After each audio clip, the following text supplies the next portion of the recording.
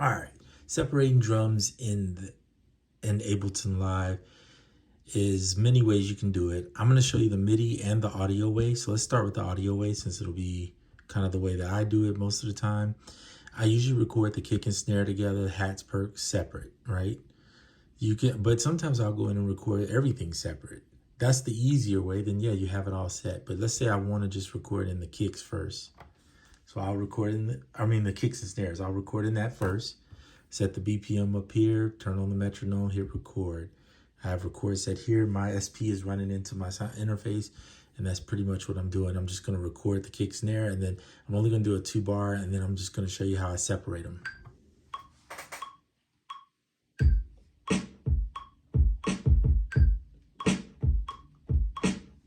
Done.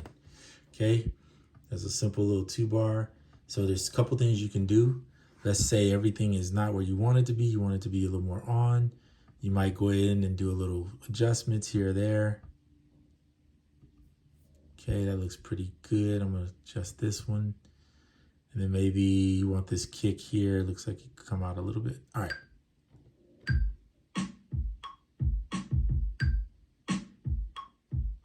Okay, perfect. All right, so how do I do this? Well, click the top, hit Option, and then drag down, and you'll see I have a duplicate copy. Now, it's up to you. I know my snares are always on the 2 and 4, so I go in and I remove a notch above that and just take out the kicks, right? There's the 4, and I'm gonna remove everything up into that one. And you'll see why I do this one first. I'll show you in just a second. I'll go in, now it's done. Now, all I have to do is follow that pattern at the top and remove the spots where it's there. See, pretty simple. Remove, go back, remove. Okay, done. That was how fast it was. Now, I'll go in, I'll highlight that area, Command J. I want it to join, right? So I have a perfect 2-bar. Command J, I want this to join. Perfect 2-bar. Then I'll go down and I'll record hats and perks. We'll just do a quick hi-hat, simple.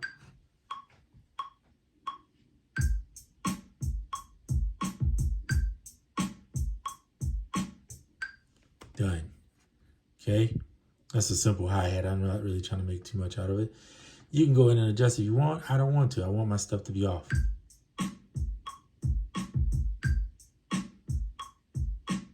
I don't want it to be perfectly on the grid. That's what I mean by off.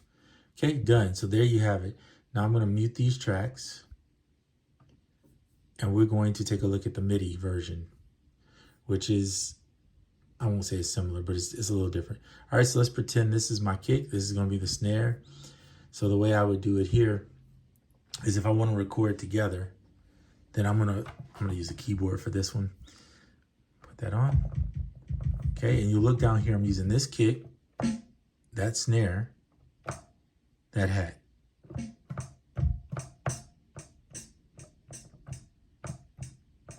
I'm gonna use, I could use 2 hats if I want, it's up to me.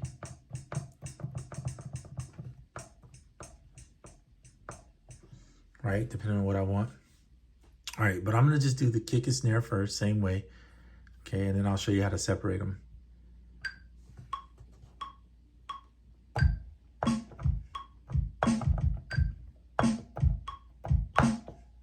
Done. Okay, so there's the kick and snare together. Very similar to it. I sometimes will just take an option and drop it down and then delete what I don't want. That's one way to do it. Pretty simple. The other method is, and this is a little bit simpler, is let's say I really want these to be separated. I will go in, before I do this though, let me go ahead and duplicate that track.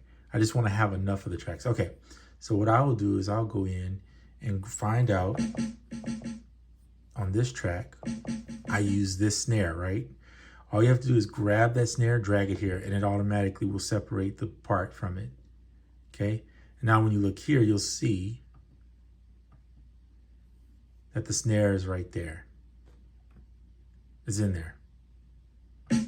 It says multi. If you don't have a rack on there, so let's just go, let's Command Z, that will undo what you just did, right? So let's remove this out of here. Let's say the Pro Kit is not added in there. These are just a MIDI track, right? I'm gonna leave this one in because I'm doing the hats on a separate line. But you don't even have to do that. You could do it all on one if you want. All right, so now I go back up here and I'm gonna grab, because this is the one, right there, boom, separated. Now you'll see they make you another one and they only add that one note, that one sound in there. So this is good for CPU saving. Not that it's a big deal if your computer is fast enough, but hey, if you need it and you don't want to have all that extra ride, that's a simple way to do it. Then go ahead and record your hats. So you'll see I'm gonna use two. It doesn't matter because I'm not recording them at the same time. If I was recording here, then I'd have to drag each one on its own individual, but I'm not really worried about that. So here's a quick hat.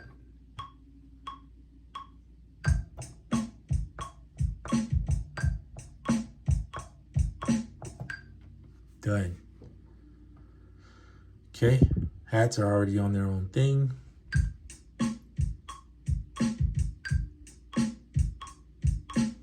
You don't like where they're at, they're already highlighted, but you can Command A and then Command U. That'll put them where they perfectly should be, or you can draw them in. We'll take the pencil off, and then you can go in, and sometimes what I'll do is just nudge them. Now, there's two ways to nudge. I'm sitting here nudging. Hold on, Command Z. I do that. You can nudge that way, or the better way is just go Command and the arrow to the right, and it just slightly pulls it off. Or you can manually do it, whichever. If you want to do more, you can do more. If you just go back left or right, it'll move them, but you don't want to move that much. Right, so just hit Command and then the arrow over. There you go. Just that simple.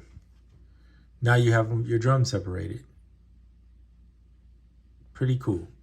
So this video is going to be ended. I just wanted to put out a video for that because I know Ableton can be, I know I was intimidated by it at first because it just seems so much to learn. But some of the simple things that I wanted to learn, once I got it, it was like, oh, this is nothing. Cool, do this, do that, do this, right? And that's like anything. Once you get it, you got it.